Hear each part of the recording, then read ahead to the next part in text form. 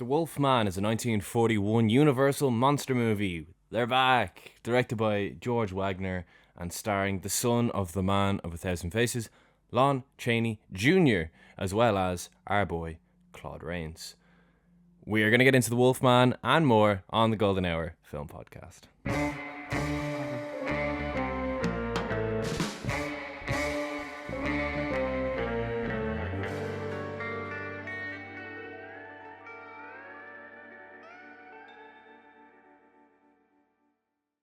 Hello, everybody, and welcome back to the Golden Hour Film Podcast, episode 39. Yes, episode 39, Golden Hour Film Podcast, through the ages, and of course, I am joined by my co-host, not guest host, Shane Mulvaney. How are you? Universal Monster Month has returned, as you said. Hello, everyone. Hello, Harry. Yes, we are back trying to get views again because they've gone off a cliff, and Universal Monster Month was great. Now, we actually had this planned anyway because obviously, as you said before, there's an upcoming 2024, 2025, depending on what country you're from. The day this is released. Wolfman films, so. Yeah, no, the day this podcast is released, well, here in Ireland at least, I'm not sure about other regions, but that it's been released this very day, so yeah. Starring Christopher Abbott and Julia Garner, directed by Lee Winnell, who did the Invisible Man remake from about 4 or 5 years ago with Elizabeth Moss. It was great. So, I'm looking forward to that. But obviously, this is the OG, and yeah, look forward to get into it. Yeah, this film is like so important when it comes to cinematic werewolf lore. Yeah. More or less anything you know about werewolves comes from this movie. This movie isn't based on a book or anything. It's basically just based on a collection of myths and legends or whatever, and puts together exactly what you think it is. It's a film about a guy who gets bitten by a werewolf and becomes a werewolf when there's a full moon out. It's fairly self-explanatory stuff, but as I said, you can't really stress how important it is. As well, Lon Chaney Jr., as far as I'm aware, is the only person to play the Universal monster in every adaptation during the Universal run. So Frankenstein, Dracula, Invisible Man, they were all played by multiple actors. Yeah. Lon Chaney Jr. was the only Wolfman. He was synonymous with this character, and yeah, Claude Rains is in it. He's fantastic. And of course, my favourite, other than maybe Boris Karloff, my favourite 1930s stroke 40s horror actor is in this too. Bela motherfucking Lugosi returns to the podcast playing a character called Bela. Yeah. Incredible stuff. Very meta. So great. So unbelievably great. Yeah, he actually originally wanted to play the Wolfman, but again, it seems like this happened to Bela Lugosi a lot. He was rejected. He also wanted to play Frankenstein. God love him. He tried, and he got his way into the movie, so good for him. He did it. Did he eventually play Frankenstein? I feel like I haven't seen it, but I think he did. He did. Yeah. I believe in a movie which also has Lon Chaney Jr. in it, but I could be wrong. This might be actually Wolfman meets Frankenstein. I could be wrong, but maybe something like that. Yeah. Yeah. But yeah, it is a very short movie. It is a brisk.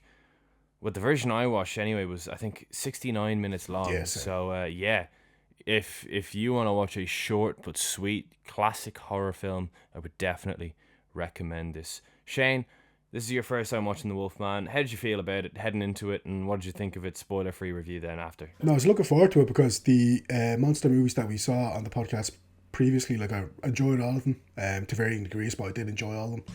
It has Claude Rains, again, our boy, recent Golden Hour Film Podcast award recipient for Best Leading Actor, so good for him. Exactly, for The Invisible Man.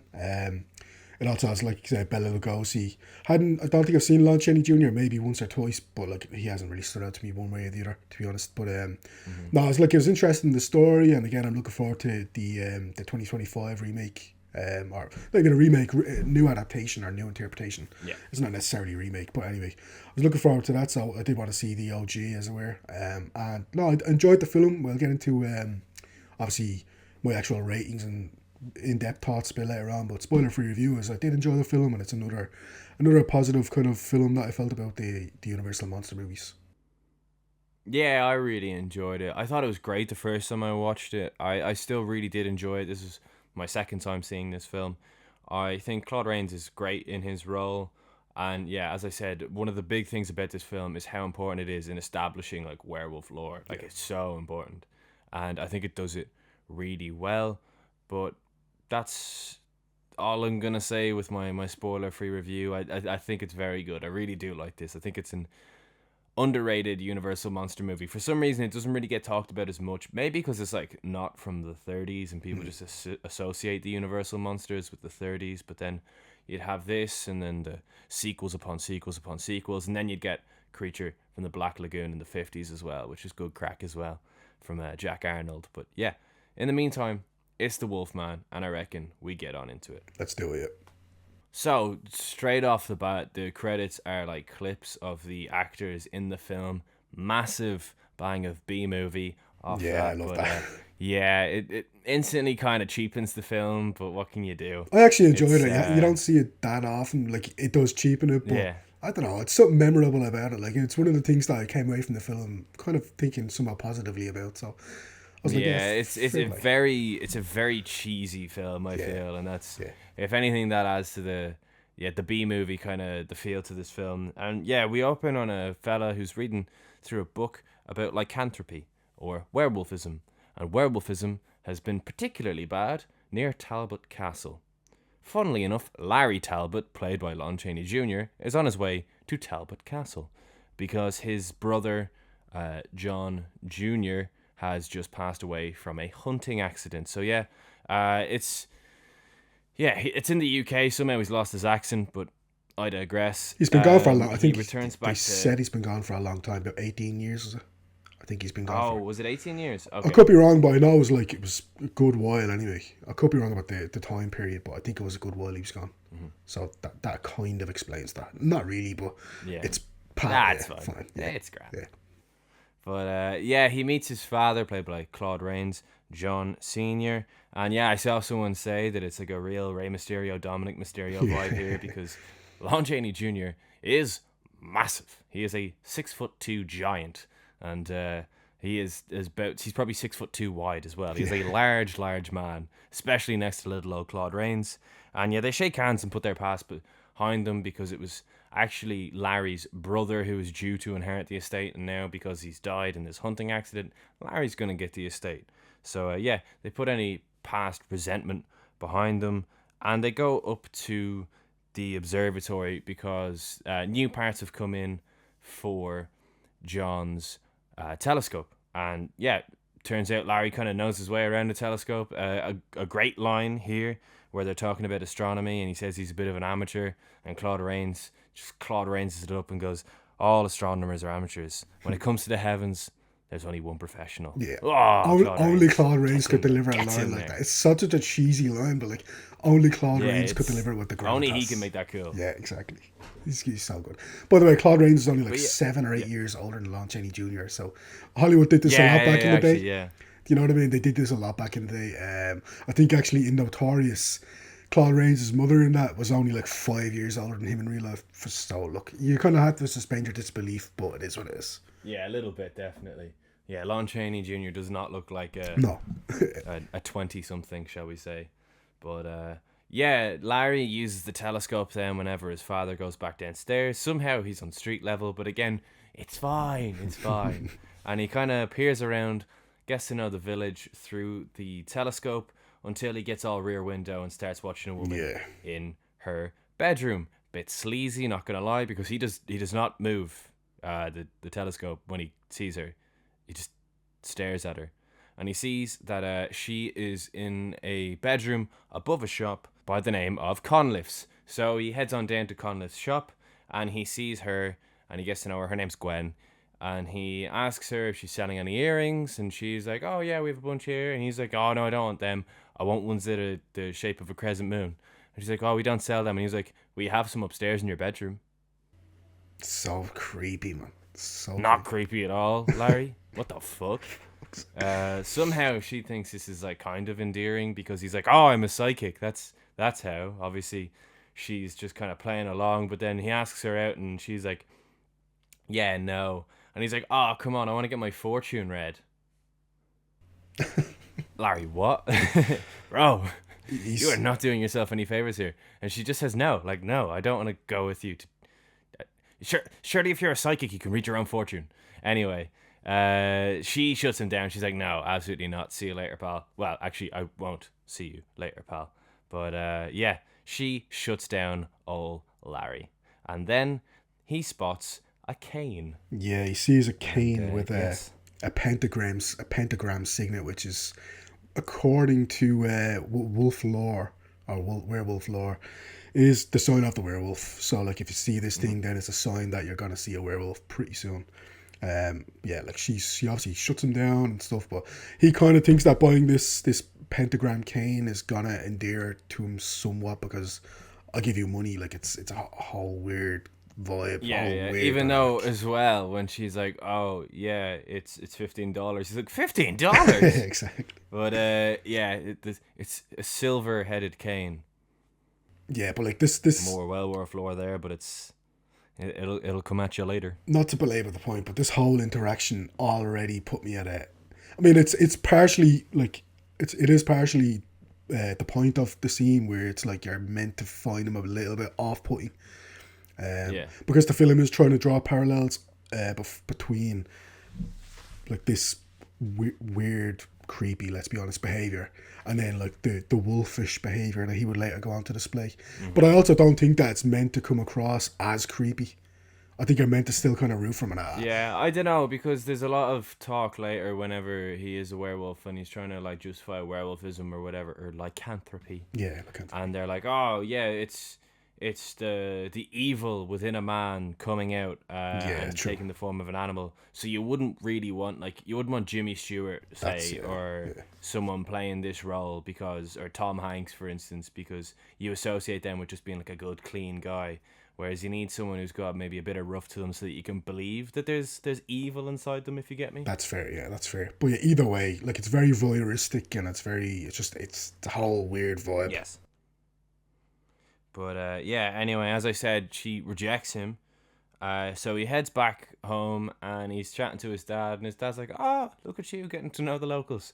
Keep it up because you are going to be inheriting the estate. So feel free to go back into town and chat away to the locals because you'll be seeing plenty more of them." So he goes back into town, and funnily enough, Gwen is hanging around outside the shop. So she's kind of looking around as well. So she is sort of expecting him to be there because he did say, "Well, Be I'm over going to be 8. there at 8." Yeah. So she is hanging around at 8 o'clock, and he comes out and he's like, "Right, off we pop." And she's like, "Oh, hang on, let's bring my friend Jenny as well." So Jenny's like, "Yeah, I'll come get my fortune red, sure, no problem."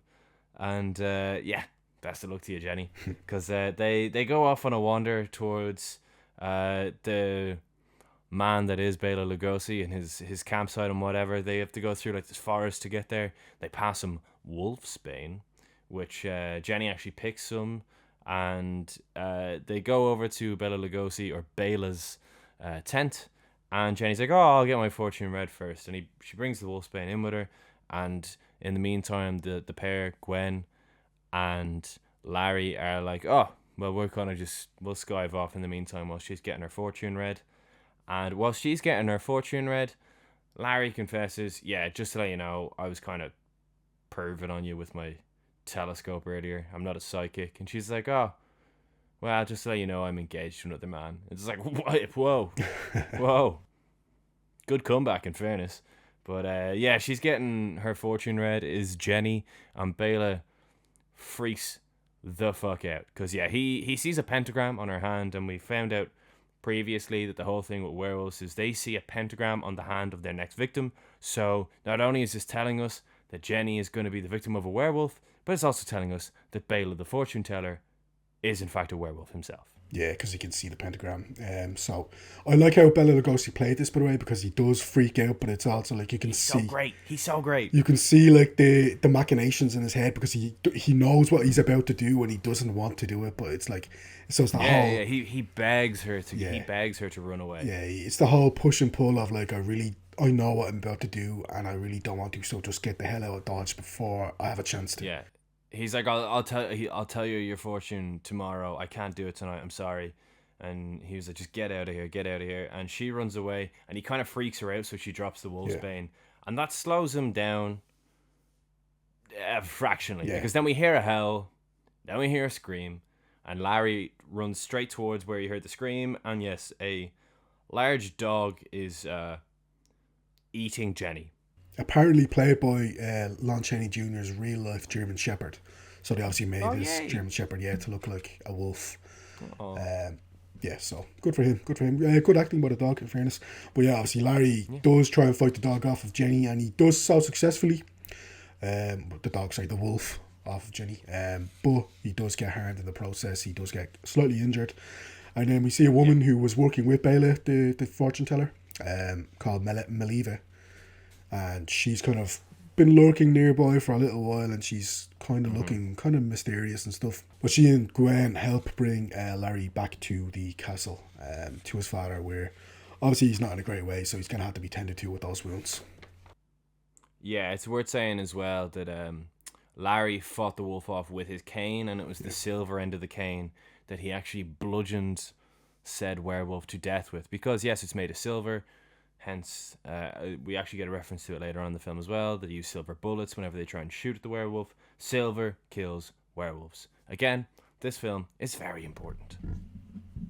Yeah, 100%. So the town folk go around in the forest, and they find poor old mother Jenny, along with, drumroll please, a man's body. Yes, they see Bela, the fortune teller's body, who was killed via blunt force trauma. So the next morning they go to Larry and they say, listen, there's a guy who was killed. So do you know anything about this? We know, like, you have exhibited signs. One thing I will say is you maybe skipped over the most important part of the film. Go ahead. And that is the introduction of the character Twiddle. Really? Yes, the innkeeper from Invisible Man is in this film, and so when they help Larry back, Twiddle bursts into the house and he's like, Jenny's dead. And they're all like, what? I think I noticed him, actually. Yes. I think I remember That's the noticing innkeeper him from Invisible Man who got yeah. thrown down the stairs. He's like, Jenny's dead. And everyone's like, who are you? And he's like, I'm Twiddle. And then the policeman, the captain, or colonel, actually, I think he is. The colonel's like, right, come on, Twiddle. And him and Twiddle go back and they discover Bela's body. And yeah, he's getting Twiddle to take down notes of the crime scene. And Twiddle's like so scared. He's just like, okay, sir, if I have to. Okay, sir. And he's like, now, Twiddle, write this down. And he's like, yes, sir, yes, sir, yes, sir. And he's just hamming it up so much, and we do get more Twiddle later on as well. An essential, maybe the most important scene in the film was Twiddle declaring Jenny is dead. An early and contender. just like, who the fuck are you? An early contender for best random side character in the 2025 Golden Podcast definitely. Awards. But yeah, so they're trying to work out what the hell happened to this Bela guy, because they know that Larry is exhibiting signs of having been in some sort of pretty serious fight. So they're like, look, we think that you killed this person. What do you have to say in your defense? And he's he like, came home with blood all over his clothes as well. And he's like, no, I wasn't. I got bit by a wolf. Look, and he rips open his shirt, and there's no wolf bite whatsoever. No physical signs of any kind of wolf bite. So they think that maybe he's kind of mentally disturbed, for want of a better phrase.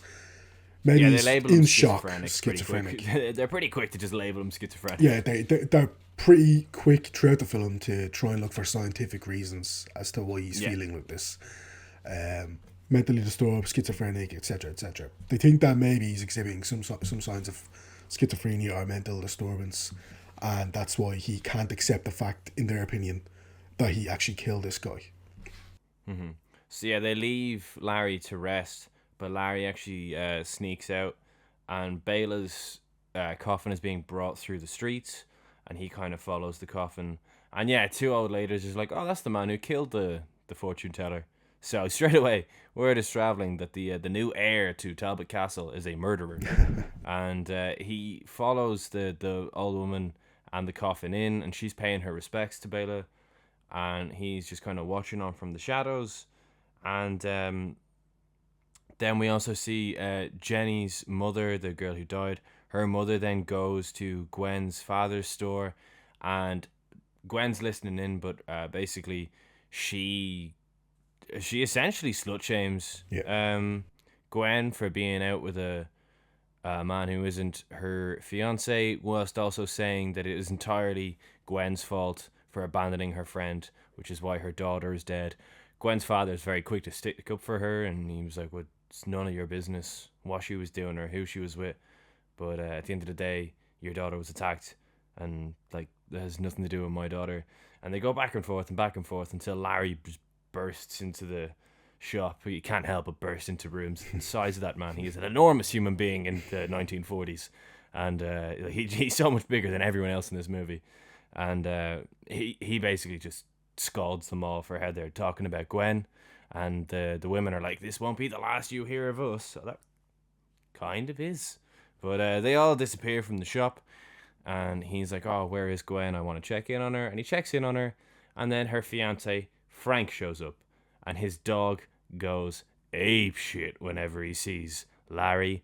And Frank is also the groundskeeper for Talbot Castle. Larry only just finds out, and Larry gets kind of flustered when the dog is losing its mind, so he just kind of moves his way. He shuffles his way out of the shop, and he's kind of got his head in his hands. He does actually offer Frank a handshake as well, which Frank somewhat understandably doesn't take the offer up on. Yeah, fair enough. Yeah. So then that night, then they go to a carnival. Frank and Gwen are there, and they're kind of hanging out. And then they see Larry, so Frank comes over and does greet him because he's like, right, maybe I'll just play nice with this guy, whatever. So they do shake hands. I don't want you to think I'm jealous or anything. So we'll go to the rifle game. We'll do the rifle game. Yeah, so they do this rifle game, and they start shooting pictures of, you never guess it, wolves. Well, he's shooting everything, and then the wolf comes up. Yeah. And then Larry just freezes. Freaks out, yeah. So so Frank just steps in, bang. Up to this point, he's shown pretty competent skills with a rifle, I'd say. But at this point, then he just freaks the fuck out. And then, so he's going off, wandering, stumbling around, and he stumbles into Maliva, the fortune teller, the friend of Bela Lugosi. And she then, very cryptic, very mysterious, she's like, I expected you sooner than this. So she's like, look, Bela was a wolf, and a wolf can only be killed with a silver knife or something silver, and obviously you had a silver cane, that's how he died. And then she gives him the kicker because she kind of adds insult to injury. Not only did you kill this guy, but because he bit you in the chest, you are now a werewolf. And obviously Larry is fucking, he's all over the shop at this point. Yeah, she gives him a pentagram necklace, and she's like, keep this on and it'll stop you from transforming into a werewolf. And he wanders back into the fair to find out that Frank and Gwen have had a big domestic, and Frank has left her there. So he's talking to Gwen, and she asks him what the pentagram is, and he takes it off and he gives it to her, because it's actually a bit of a clever moment where he would rather, I suppose he'd rather know that she's safe from him than he's safe from becoming a werewolf. Because he gives her the pentagram and he implores her to wear it, basically to protect her from a potential werewolf. Meanwhile, word is getting round the fair that there is in fact a werewolf at the fair. And when Larry then swoops in and kisses the engaged Gwen, he then kind of hears shuffling in the background, and there's people putting their tents down really fast. And he's like, whoa, what's happening? Gwen runs off in the meantime, and he's like, he looks back, she's gone, he looks back, and they're like, there's a werewolf here, get out of here. So they all pack up and get out of town, and Larry goes back to Talbot Castle. I love how they planted the seed for that, by the way, because you can see Maliva telling one of the townsfolk to basically go spreading this information. In fairness to her, she obviously wants to save as many people as possible. But she also knows what's about to happen. She can't stop what's about to happen. She can just try and limit the casualties.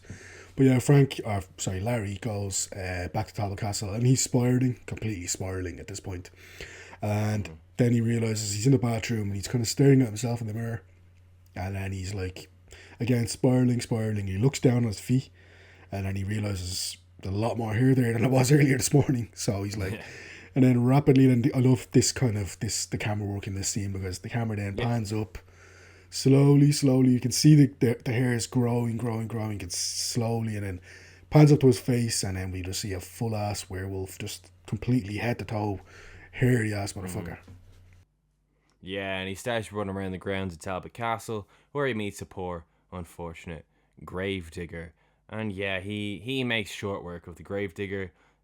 but loud work, I should add, because it wakes up Twiddle. And Twiddle gets out of his bed and he runs out into the street, and everyone else has been woken up and they're all shouting at him like, what happened, and he's like, I don't know. So he just kind of runs towards the noise, and the next thing, himself and Colonel or Captain, I swear they call him Captain, but on Letterboxd it's Colonel Montford, the two of them get to the scene of the dead gravedigger, and poor Twiddle has got another body on his hands that he's gonna have to try and figure out who's killing these people. And a pretty big clue is the gigantic footprints that are leading away from the body, although they do look like wolf prints. And funnily enough, these paw prints, these wolf prints, also work their way all the way up to the window and then bed of Larry. And he managed to get himself quite muddy, it seems, because there's big muddy paw prints from the windowsill all the way over to his bed. And when Larry wakes up and sees this, he has a bit of a freaker and he cleans it up straight away. Yeah. So he heads down, and we get one of the amazing Claude Rains scenes in this film, where he goes down and he's basically like, "Oh, Dad, do you believe in werewolves?" Yeah, I love Claude Rains in this scene. From this scene forward, I think this is where Claude Rains. This is why you cast Claude Rains, because he gives this whole spiel about like a man kind of cannot become an animal, but he can delude himself into thinking he is. This whole like psychological push and pull. Like he really doesn't want to believe. At this point, he doesn't know that his son is becoming a werewolf, but it's more hypothetical at this point. It's more like a theory. And he's like, right, it's all psychological. Like, there's no such thing as werewolves, but it's all about the human brain, the human condition. We really can actually believe. We can delude ourselves into thinking that we could. So, at this point, Larry obviously knows that's not true. He knows that it is. Well, we've pretty much already seen this exhibit that he is a werewolf. So, at this point, he's trying not to give the game away to his father just yet. But that's just, again, one of the probably 2 or 3 from this point on great back and forth between Larry and John, where you can really feel the tension in the relationship, but also obviously they both love each other, want to protect each other, etc., etc. Yeah, so they then go and they attend the funeral of the gravedigger, where this is, I guess, where Jenny's mom and her friends get the last laugh that they were looking for, because they all go, "There he is, there's the killer." Yeah, you really got your vengeance. You got your vengeance there, love. But he comes into the funeral a little bit late, does Larry, and everybody just gawks at him, so he just gets the fuck back out of there again. And he heads home, and then a little bit further into the future, then all the male characters, it seems, have all gathered in a room, because, 1940s, I suppose. And basically he tells them it's not a wolf, it's a werewolf. And in fairness, nobody like shoots it down straight away. Montford is like, right, well, if it's a werewolf, then we just hunt it, we just shoot it. It's like, yeah, fair enough. And Frank is all for it as well, because somehow he's there, don't know why, just because he's a man, I guess. And Frank is like, yeah, let's kill this werewolf. He works on the grounds, but that's really about the only, like, there's no real need for him to be there. It's more just like the other people in this room are highly qualified professionals.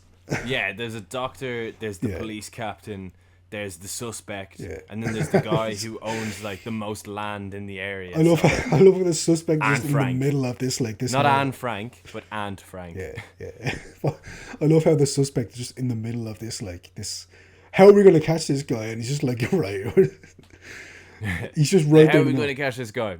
I don't know. It must be a fictional beast or something. And like in the back of Frank's head, he's like, this fucker, how is he getting away with this? He's a serial killer. But so Frank and Montford are like, right, we're going to go and set a bunch of traps.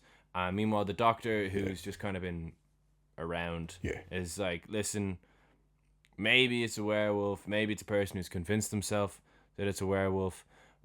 This lycanthropy thing might be possible through like really severe hypnotism, and maybe the person's already got some underlying issues going on there or something, but I wouldn't be calling it like plan A or anything, but maybe it's possible if like hypnotism, suggestion, all that jazz. And fast forward to that night, and big clumsy Wolfman steps in a bear trap. straight away, Frank is back. He's got his he's got his own back on Larry the Wolf Man. Yeah. But yeah, just as Larry gets caught in it by his ankles, but after much toing and froing, much kind of panicking, he does just about manage to get the shackles off. And he seems to disappear, but then Maliva then finds him and she gives him the same kind of... Earlier in the film, she gave like this lovely like kind of ode to Bela. This like, it's kind of almost sing-song kind of... Yeah. Kind of thing. It's almost like a poem slash spell. Yeah. It's really like hypnotizing kind of thing. But anyway, she says it to Larry. This seems to knock Larry out for whatever reason because he wakes up as himself and then again he frees himself from the trap just in time. So just as he's walking away then, a couple of hunters, they're like, stop right there. And they're like, what are you doing here? And he's like, same as you, I'm going hunting for the werewolf. So they're like, alright, fair enough, you can go.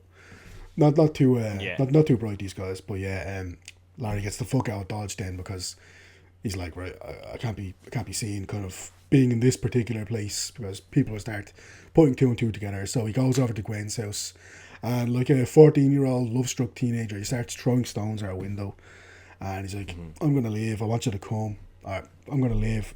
She wants to come, beg your pardon, but he's like, no, he can't let you do that. Because obviously he also confesses to killing a bunch of people and she's like, no, but I still want to come. I know.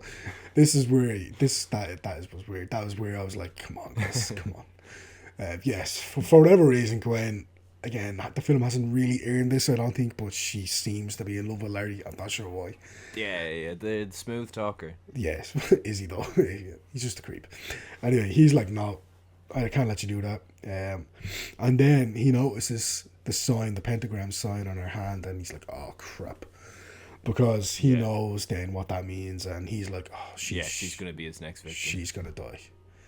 So he's just continuing to spiral at this point.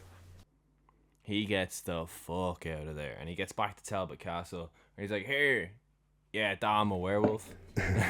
No, he's like, yeah, I am a werewolf. I killed all those people, and again, Claude Rains plays this so well because as the father, John, he's like, right, okay, let's say you are. First of all, you're a Talbot in Talbot Castle. They ain't fucking getting you. Yeah. Second of all, if you really think this is true, I know what to do. And he brings him upstairs and he shackles him to a chair because he's convincing Larry that he's doing this because he thinks he's a werewolf and he needs to keep him safe. When in actuality, what he's doing is he's keeping him in a chair overnight to prove that he isn't a werewolf.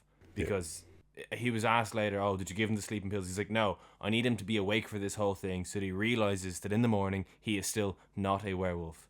But he also makes one slight error, and he does in fact put him next to the window. So that moon is gonna hit his eye like a big pizza pie. But the good thing is Larry does give his father the cane and he begs him to take it with him. And the father's like, yeah, sure, okay. He's like, no, seriously, I need you to take this with you. Lo and behold, then on the grounds, everybody's out hunting for this werewolf and they can't find it, and then the Wolf Man reappears. And first of all, John gets there and bumps into that old lady, and he's basically like, where have you seen the werewolf or the wolf or anyone around here? So Maliva thinks that John thinks that Maliva is filling her son's head with a load of nonsense, and this is where he's getting all these bad ideas from. But she's like, no, look, I know you're afraid of him, and like you're just in denial about what's going on here. Yeah. And again, a masterclass from Claude Rains. Maybe masterclass a bit too much, but you know what I'm saying here. It's amazing stuff. No, he's very, very good in this. He is very, very good in this. Where you can see, like, again, he's just the little subtle things where he's like, right, you can just tell that, yeah, okay, you've rumbled me, like, maybe I'm not as into this psychological theory as possible. Maybe he's actually kind of won me over with this. He's made me kind of buy into this theory about a werewolf. But yeah, it's really good, great stuff from Claude Rains again, because you can tell the kind of emotional turmoil that he's going through. Mm-hmm. And yeah, she tells him to hurry then because gunshots go off. And when he scampers off, Gwen shows up and she finds the old lady and she's like, have you seen Larry? and she's like, "Stay away from Larry. Just be careful. They're hunting. They're hunting." And she's like, "No, I need to find Larry," and she runs off. And Larry finds Gwen before Gwen finds Larry Yeah. because he sneaks up behind her as the Wolf Man. And just when we think that, you know, Gwen's about to die and all, his father, Claude Rains, the goat, steps in with that cane, and just starts wailing on him with the silver end. The Wolfman kind of fights back. They brawl to the floor, but then again, John gets to his feet, gets his bearings, has the cane, and he just starts wailing on him again, and he kills the Wolfman. And then the old lady comes over and she says that prayer, spell, poem thing, and he returns to becoming a human again. And she says, "Your suffering is over now, and you will find peace for eternity." And in front of John, the Wolfman transforms back into Larry. And yeah, Claude Rains is amazing in this moment because he realizes he's killed his son. And then to kick it all off, to top it all off, the townspeople are like, "Well, Larry obviously saved Gwen from the werewolf, and he just got killed."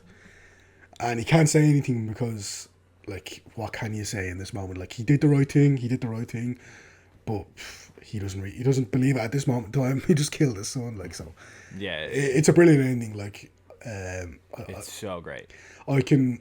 There's like nitpicks that we can get into now in a couple of seconds, that I can have throughout the film. But as far as an ending goes, it's really dark. So fair play. Yeah, I loved how bleak the ending was. Yeah, I thought it was really good. I gave it 3.5 stars. I gave it 3.5 stars. For me, it's one of the most underrated Universal monster movies. I've said that a billion times. I think Claude Rains is fantastic. I think the ending is fantastic, and as I said a billion times as well, this film is so important to like every werewolf movie ever. Pretty much, it's not the first werewolf movie, but it does most of the stuff for the first time lore wise. So yeah, it's fairly essential viewing if you are into horror movies, if you're into werewolves, if you're into any of that. It is like literally one of the most important films. It's the most important film in the werewolf genre anyway, and maybe not the best, but not the best, but the most important in my opinion. And yeah, Claude Rains, class. And as I said at the start, it's just over an hour long. You definitely have time to watch this, and I would definitely recommend it. What about you, Shane? Yeah, I mean, there's Netflix episodes that are like a lot longer than this episodes, let alone film. So, like, definitely watch this if you're looking for like a very short, brisk film. You can't go wrong with this. I gave it 3 out of 5 stars. To say it's the weakest of the Universal monster movies we've seen so far, I think is probably true, but also like it's still a good addition, and it's just because the other ones have been very strong too. No, I enjoyed the film. I think that Lon Chaney Jr.'s performance was a bit mixed, if I'm honest. I did like how he played it as he was becoming a werewolf. But before that, it's just quite creepy, to be honest. I know that's kind of what the film's going for, but it also just left a bit of a sour taste in my mouth. I can't lie. But again, he does play it really well. I like the scenes between Frank and Larry.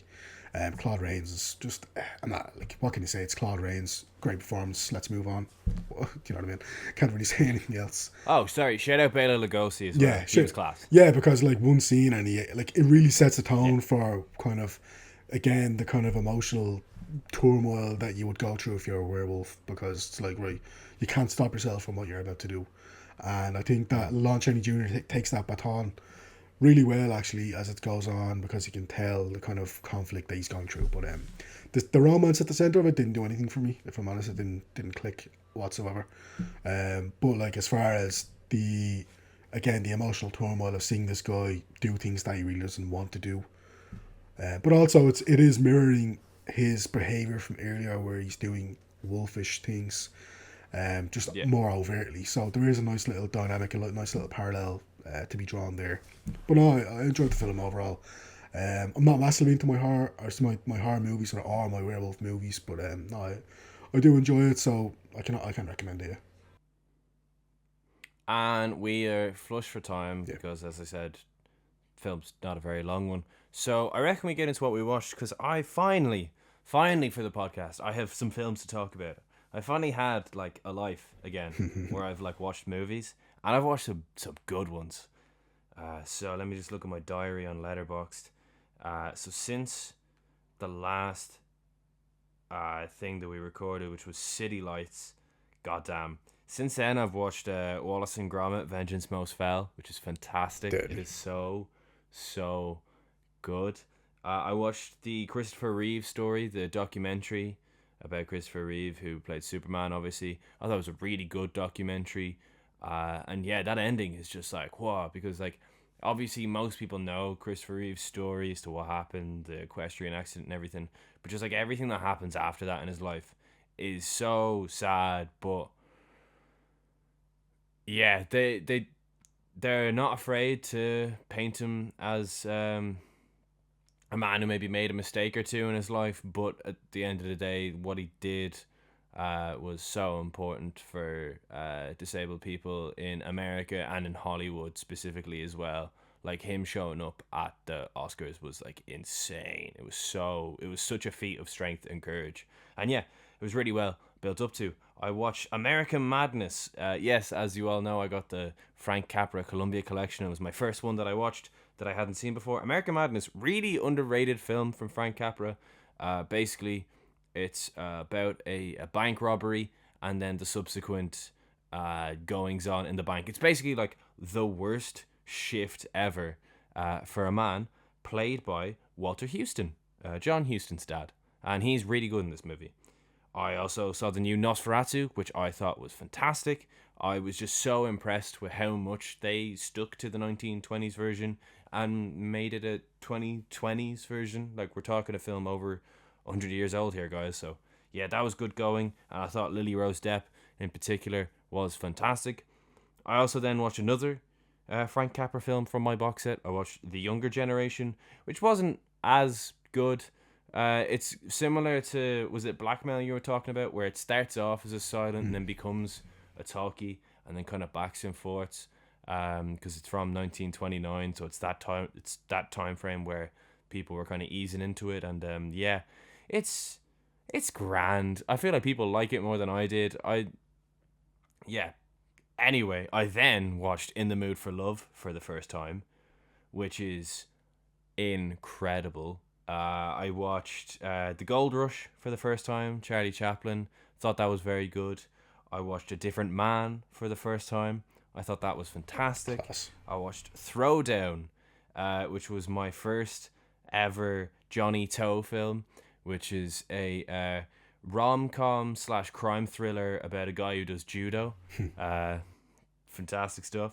I watched the Gangster, the Cop, and the Devil, starring the badass that is Ma Dong-suk, who was in Eternals and a bunch of other stuff. It's a great South Korean crime thriller.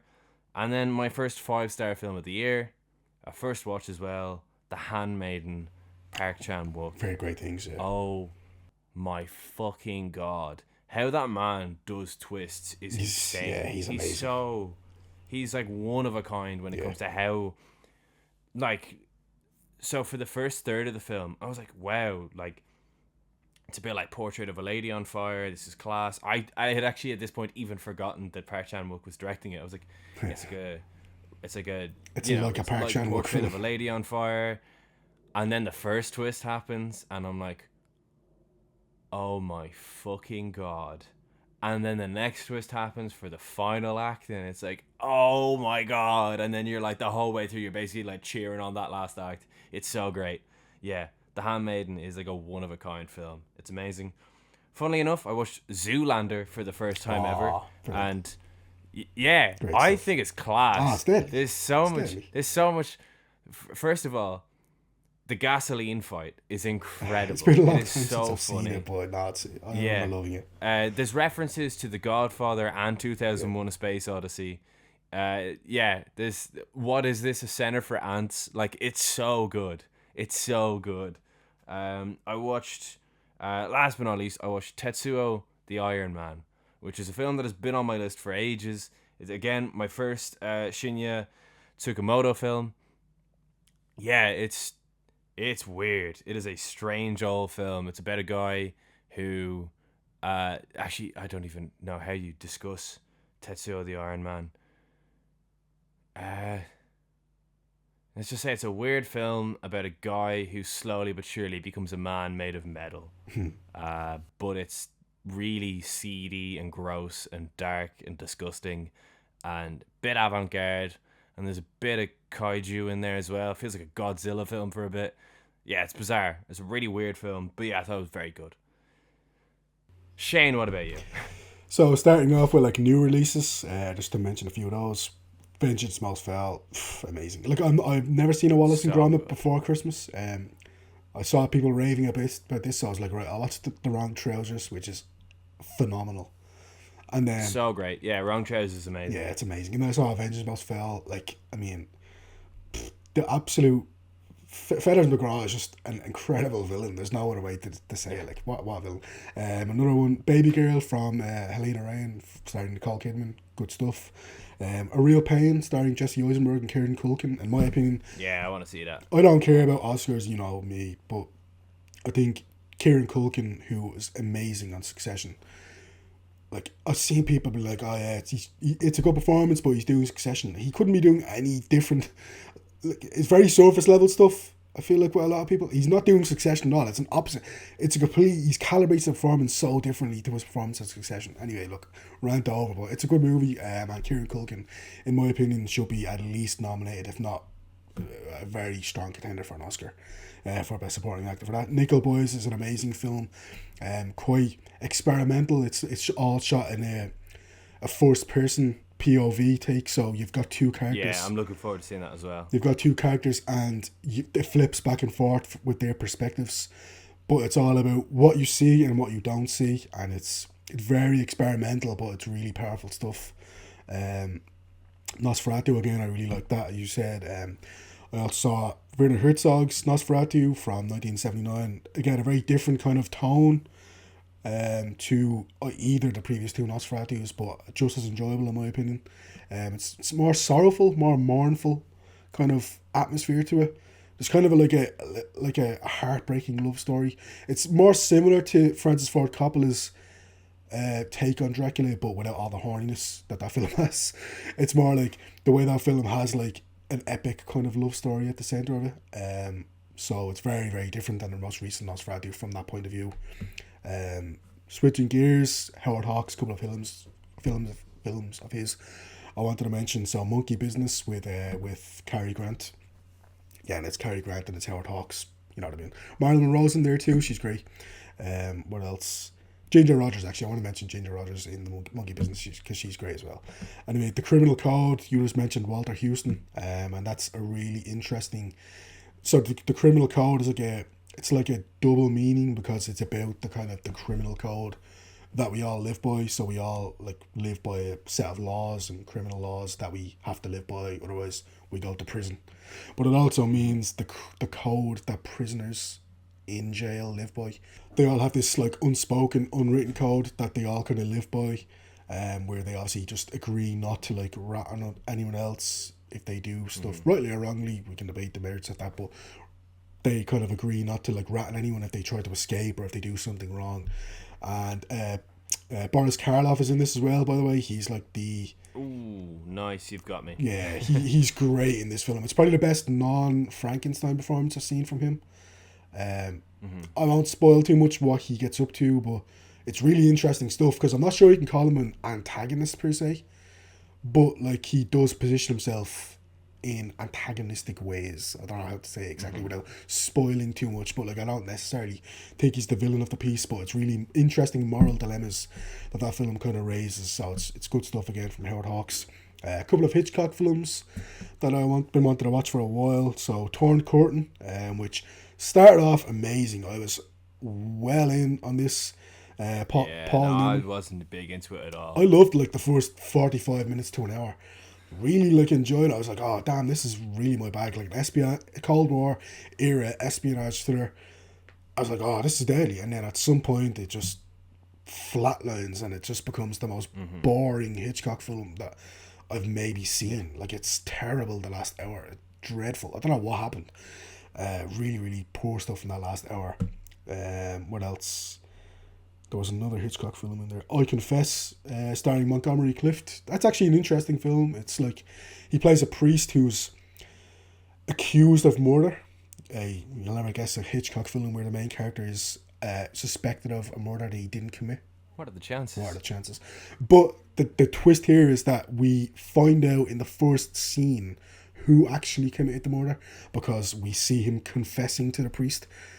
But because it happened in confession, he can't break the code of silence that he has as a priest, so he can't actually divulge his information, because otherwise it's a sin in the eyes of God. So he kind of has to just sit there and take the fact that someone's trying to frame him for this murder. It's pretty interesting stuff. Like, it's, as far as like mid-tier B level Hitchcock films go, I actually would recommend it. I think it's, again, raises some interesting kind of moral and ethical dilemmas there. Another Howard Hawks film, actually, I should have mentioned, El Dorado, starring John Wayne, James Caan, and Robert Mitchum, who is one of my favourite actors, and he's great in this, Robert Mitchum. Kind of, it's in the 60s, so it's in that kind of, that both of the lads are kind of on the, obviously, the waning years of their career, shall we say. They're kind of towards the end of their kind of heyday. But I think Mitchum in particular, he plays like a drunk in this, and it's really interesting stuff, because, yeah, it's like, he's not trying to steal the show. He's not doing what a lot of Hollywood actors would do when they're playing drunk, which is like they're overdoing it. They're trying to play it loud and big. He plays it very reserved, and he almost goes into himself, and it's like a form of like self-hatred. So it's really interesting what he does there. He plays the sheriff of this town. It is a western. So, but excuse me, that's one I would recommend. Finally, sorry.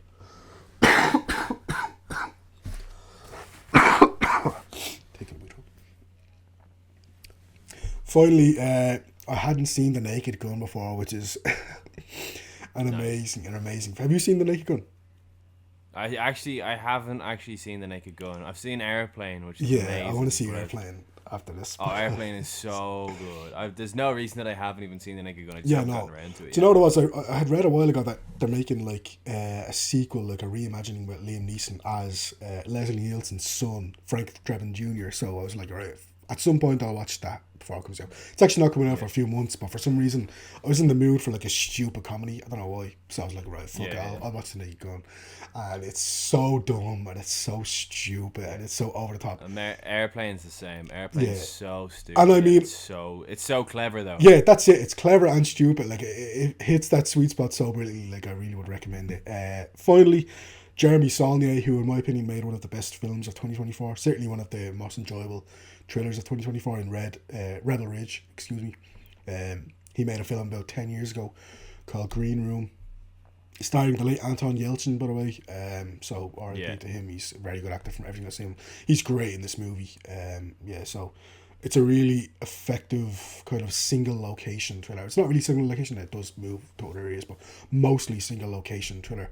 About like a heavy metal rock band who get caught up in a kind of I won't divulge too much, but basically a bunch of neo-Nazis start to try and kill them. So I won't say anything other than that, but it's really kind of violent, heavy stuff there. So I've kind of managed to watch a few off my watch list there. So I think it's been a few good ones in there. Yeah, happy days, and I reckon that'll do us. But in the meantime, next week, guys, we are going to be covering a legendary actor for the first time. A legendary actor who has 3 appearances. 3 credits. Shall we say? He's the star of 3 films. Yeah. He was an extra in a couple of other films. James Dean in Rebel Without a Cause. I cannot wait to cover it. And yes, that's next week's episode, our 1950s film from the Golden Era Film Podcast Through the Years. So yeah, that's been The Wolf Man, and next week is Rebel Without a Cause. Thank you, everyone, so much. Please remember to leave a like and comment what you thought of The Wolf Man. I've been Harry Bailey. I've been Shay Mulvaney. And we'll see you next week. Thank you.